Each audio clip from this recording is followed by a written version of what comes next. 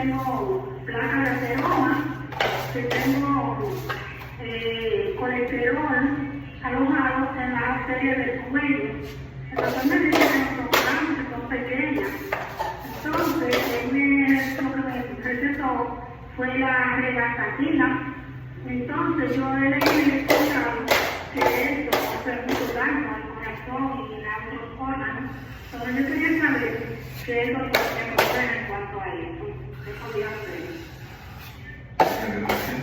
Mire, la situación sí, es preocupante porque en la medida en que se siga desarrollando la placa de ateroma, esas arterias que son muy importantes para llevar suplidos sanguíneos con oxígeno y nutrientes al cerebro, sus áreas del sistema nervioso central van a sufrir porque se produce cálculo sanguíneo. Y estoy seguro que no desea que eso ocurra.